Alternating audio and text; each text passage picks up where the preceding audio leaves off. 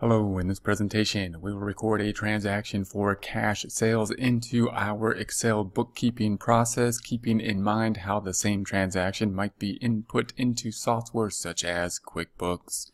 We'll start off with the idea of what it might look like to enter a cash sales transaction into QuickBooks, then jump over to Excel and enter the transaction into Excel. If you would like more information about the QuickBooks Pro, take a look at our comprehensive course in the link below. When thinking about QuickBooks or some other type of accounting software, any accounting software, when we have the cash sales, it's a relatively easy process to just input the data into the system. Meaning, if we are selling something within a store, for example, and someone is just purchasing, in this case, a guitar, and paying us at that same point in time, instead of creating an invoice as we would if we were to expect payment in the future, meaning the invoice increase in accounts receivable, what is owed to us for work we did, we would then use, in this case, the create sales receipt, in essence just giving a receipt back for a sale that was made and payment received at the same point in time. If we were to select this item within QuickBooks, then we would go to the sales receipt data input section. Note that in the flowchart, when we have the sales receipt, we in essence are cutting off this part of the customer's transaction, meaning we don't typically have the create invoice and then receipt payment. We are making the sale at the same point in time and therefore receiving payment and recording the sale at that point in time. The input screen then would look something like this, very similar to an invoice type screen, except we have the payment options here, or the payment methods that we have received payment for. Once again, the input is fairly easy once we have the system set up, once we have the items set up, once we have everything, the process made in order to enter this information, then pretty much anyone could just put in the customer that we are selling to, then the payment that we have, and we're going to then have the item down here, which will be the item we are selling, in this case a guitar. That's going to be the code for it. This is the guitar. It's an Epiphone semi-hollow body.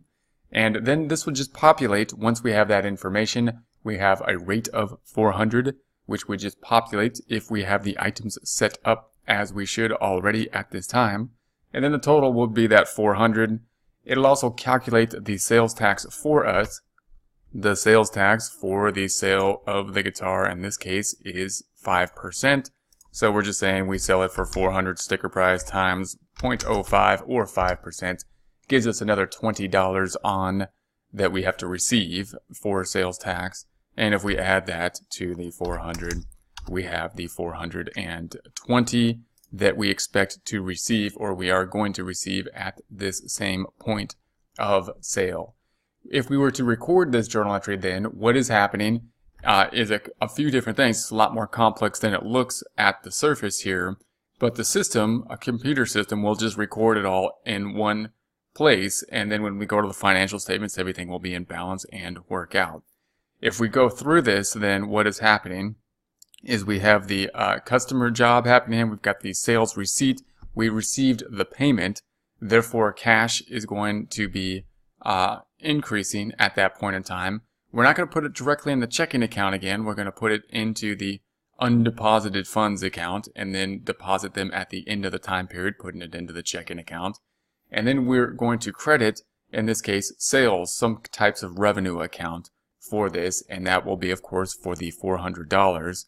However, we also are going to have cash received not just for the 400 but the 420, and we'll also have to credit the fact that we owe the $20 here to the state. We got to have paid the state for the $20 we collected from the customer that we then owe back to the state in terms of sales tax. We then have the cost of goods sold side of this as well. The cost of goods sold, meaning we sold a guitar. The cost of goods sold is not on the screen. It doesn't need to be.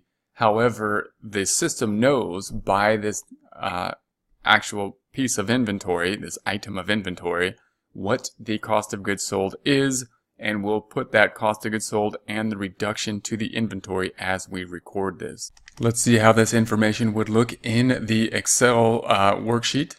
Here we are in Excel, and we're going to record this payment. Now, what is happening here, if we saw this in a textbook, we would basically see something in terms of the text that would say something like, we made a sale and received payment at the same point. We made a sale for cash. In other words, it's not going to say, we made a sale on account, which would indicate accounts receivable. It would say, we made a sale for cash. And that is what is happening here. And so, the first question we typically will ask is cash affected? And we're going to say, yes, it is. But instead of just debiting cash or increasing the cash account, we're going to put it into not the checking account, but the undeposited funds accounts, because we have not yet received the funds, and we'll put them into the checking account hopefully at the end of each day as a grouping of all the deposits that we got for that day. So the undeposited funds is a debit balance account. We're going to increase it by doing the same thing to it, which is another debit. So we will copy this cell on AJ10 by right-clicking and copy. Scroll down to where we want to put this information. The date is going to be as of 1/16, and we're going to say right-click on G28 and paste 123. Amount will be once again, the amount of the sales price, we'll just calculate this out, was $400 for this particular item we are selling. That's a guitar. But we also had 0.05% of sales tax, so we're going to get another 20. That and the original 400 is the 420. We can also calculate that amount that we will receive as 400 times 105%. 100% of the 400 plus another 5% sales tax, or 1.05, that then the 420. We'll calculate that same thing right here, doing this one more time. In H28, we're going to say that the sales price is $400 times 1.05, 105%, gives us the 420, which we will be receiving. Then we're going to credit. Typically, we will credit if we did work. In this case, we gave the guitar, which is the completion of the work. We would then credit some type of revenue account. In this case, merchandise sales, because we are selling something. We're selling guitars. We're selling merchandise. It has a credit balance, and therefore we're going to do the same thing to it. Another credit. Revenue always going up. Net income, remember, goes down and up, but the revenue account generally only goes one direction, up in the credit direction. So we're going to copy that account. Going to put that underneath here in G29 and right-clicking and paste 123. The amount then will be not the 420, but just the 400, the sticker amount, the sticker price on the guitar. Going to put a credit with a negative and 400.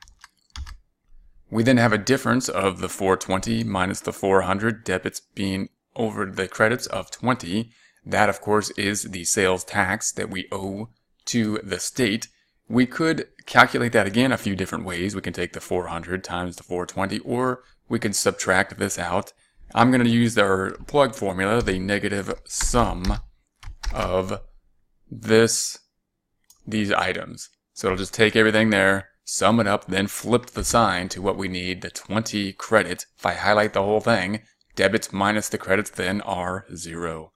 That credit goes to the account of a payable, what we owe. That's the sales tax payable. There's the $40 right there that we owe prior to this.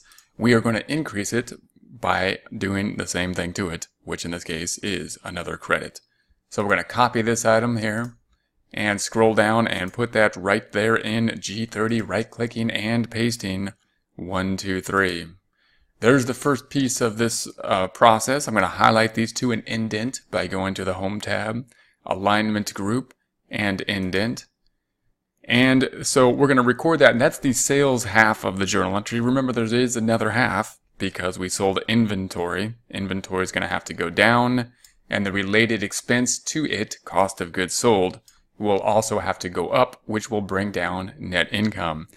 But we'll record this first, and remember that when we do this by hand or in Excel like this, it's useful to break this up into two journal entries. If we were to do this in software and try to find this entry in software, the software would probably put it in one journal entry and combine debits on top and credits on the bottom in such a way that may be a little bit difficult for us to look at, but that's just the rules of the computer system as the computer system puts the code together, as the journal entry together. Those are the rules it's going by. If we're doing it by hand, we might change the rules a little bit in order to be able to go back and see it or explain it to someone else or see it at a later date when we're trying to remember what is going on. So keep that in mind as you're building journal entries.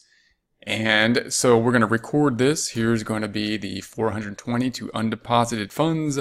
Undeposited funds is right there on the trial balance. It's going to be in the same location in the general ledger. Scrolling over to undeposited. Well, first let's do this. I'm going to freeze the panes. We're going to go to AJ1. We're going to go to the View tab. This will make it a bit easier once again for us to scroll over.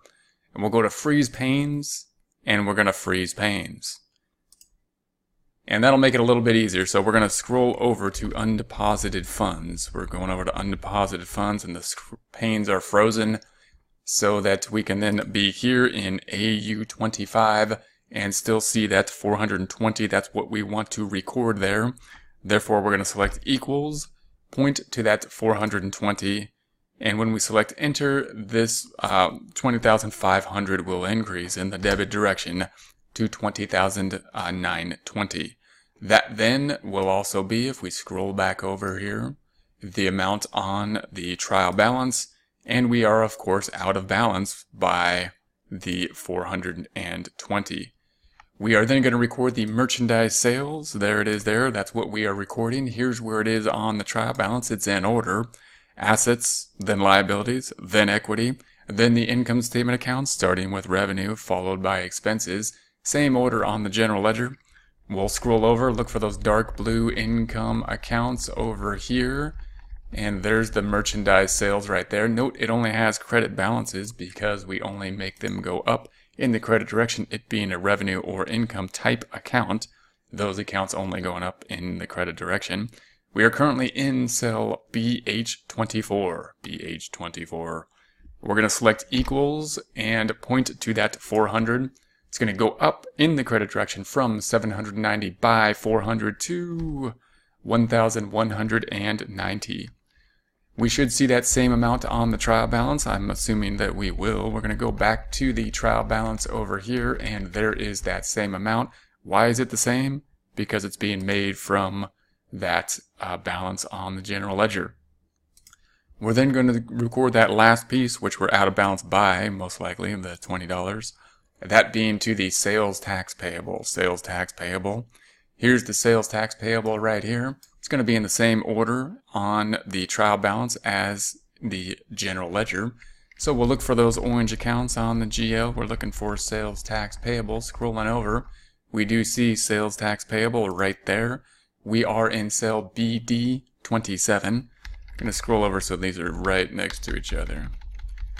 So we're in BD27. We want to record that $20. So we'll just say equals, point to this $20. It's going to go up from 40, up by 20, up to 60. So there's the $60. We should then see that as well on the trial balance. Scrolling back over, we see this amount on the trial balance. There's the 60. So this is the information here for the sales half. Now we need to record the cost half. In order to do so, we could go and look at our inventory and track which piece of inventory we sold and figure out what the cost is based on that information. So we're going to scroll over to our inventory items, our inventory sub-ledger, to see what our inventory is consisting of in terms of guitars in our case. So here it is. This is all the inventory. We've got this type of guitar. This is the cost. It's kind of off the screen, but it's basically that. We've got one guitar at that. We're looking for the type of a guitar which is a wild cat. So we're looking for a wild cat, which is an Epiphone semi-hollow body, apparently. So that, if we scroll down, there we go. Here it is. We have two of those. So this is the one we're looking at. We've got two of them, and they cost $320. We're selling one of them. So if we record this, I'm going to say the cost of goods sold is going to go down. We're going to sell one of them. And of course the cost will be that same 320. And if we multiply that out, then 1 times 320 is 320. If we had 2 and we sold 1, we have 1 left. I'm going to do that with an equation rather than just typing it. Equals this minus that. 2 minus 1 is 1. And it's still at 320. So you could just type these in there, but the formulas, more formulas, better, usually better. So use more formulas if you can. So we're going to say this equals the 1 times 320. That's what we have left. So this is what we sold. This is what still remains in ending inventory. We then need to update this formula, which is adding up everything in inventory. So you'll note that it's adding up this number. We need to pick up this number. So that's going to be in cell P, C, and it's currently 87. And we want PC 87, or PC 87. We want 88. So we're just changing this to 88, and that should do it. Again, if that's kind of complicated to go into that formula, we could just delete it and retype the whole thing and just say, I'm scrolling up, I want the end numbers. I want this, plus we want this, plus we want this, plus we want the second one, plus I'm always picking the second or the last one, this, plus this, and I think that's the last one, and enter. So that should give us the 1,944. Once we're done with our journal entry, this is what we should end up with in ending inventory. Let's do that. So it's 320 is the amount we sell for. I'm going to scroll all the way over. I'm just holding down the left. I'm going to scroll up a little. And then I'm holding down the left arrow. Just holding down the left arrow. Holding down the left arrow. All the way back. And here we are. So we want the 320 is what we're selling these items for. I'm just going to write that down now. And that's going to be what we're going to sell it for. Now the journal entry is going to be inventory is going down. It's an asset, has a debit balance. We're going to make it go down by doing the opposite thing to it, which in this case is a credit. So we're going to copy the inventory. I'm going to put that on the bottom. So I skipped a line. That's where we're going to start the journal entry. I want to put it on the bottom though. So we're going to put it in G33, right click, paste, 1, 2, 3. We'll then go ahead and indent that. I'm going to go to the Home tab up top. We're going to go to the Alignment group and increase the indenting. The credit is going to be for 320. I already put the debit there to try to remember what the number was. And the debit then is going to go to the expense related to the use of the inventory in order to help us generate revenue, the matching principle being applied in that case, and that expense being cost of goods sold. So cost of goods sold, we're going to copy that. It's an expense account. Expense accounts only go up in the debit direction. That's why we're debiting it. We're going to paste it here in G32, right-clicking and pasting 1, 2, 3. So now we're just going to record this second piece of this transaction for making a sale and receiving payment at the same point in time. First recording this cost of goods sold. There it is on the trial balance. It's in order. Assets, then liabilities, then equity, then income, and expenses. Expenses starting with the cost of goods sold. Same order over here on the general ledger. So we're looking for those dark blue accounts, those income statement accounts. There's the cost of goods sold. I'm going to go over so it's right next to what we want to be looking at. We are down here in BK24. BK24 is going to be equal to, pointing then to that 320. That will increase the cost of goods sold by the 320 from 632 to 952. Note, we only have debits in this cost of goods sold because it's an expense account only going up in the debit direction, which always brings down net income. Then we're going to scroll back over. We're looking for now the inventory asset.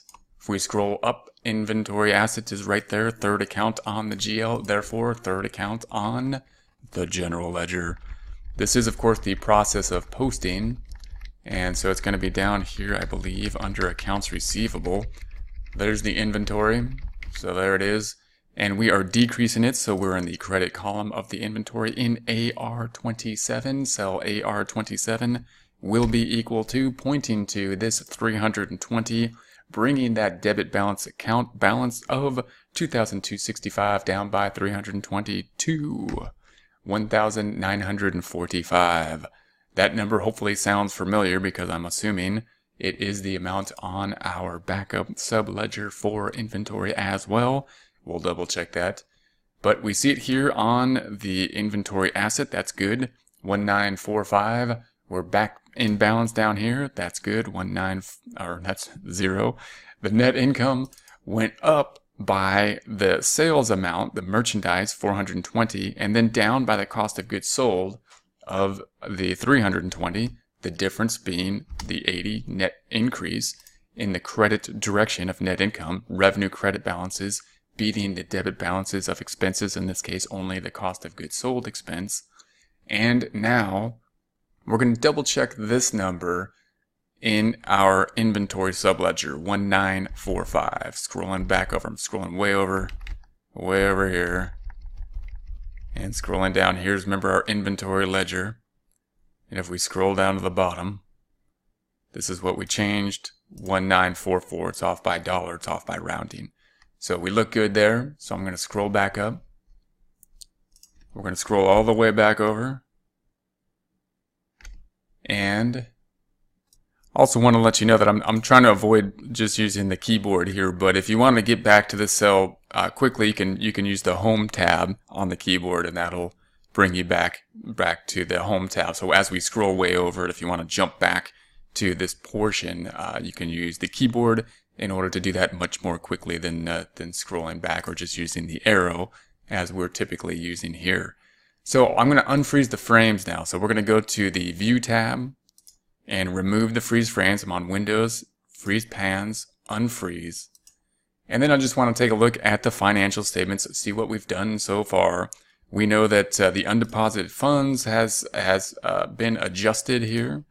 We also know that inventory has been adjusted. So that's going to go to the financial statements. I'm just pointing to the fact that these are going to be creating the financials. We did something to the merchandise. We did something to cost of goods sold. And it's going to just adjust automatically to the financials, which we will look at now. Scrolling to the right. Scrolling all the way to the right to the financials. We see that these information has been automatically populated as it would be typically in accounting software. So we have the inventory, undeposited funds, which should probably be included in cash, but we're breaking it out so we can see it. We can see that those are summing up for the current assets, total assets, all populating automatically. We have the total liabilities and equity populating, and it's of course equal to the total assets. And we had the revenue had a change to it. Revenue had a change, so did cost of goods sold, adjusting the gross profit. No other expenses are affected, therefore net ordinary income equal to gross profit as is net income. And then we scroll down here, we've got the equity. It started at the 85, the owner put in 65,000 net income, same as on the income statement. And we have the increase here being the sum of those two, and we have the ending balance in equity, 150,635, also found on the balance sheet. So once again, we'll make this at a later point in time in order to see the process of how to put this together. But just note, this is part of the automation process. We need to know how it's put together so when we go back and see what is happening, we know what the general ledger is and how to troubleshoot problems through the format of the structure of how these things are being put together within accounting software.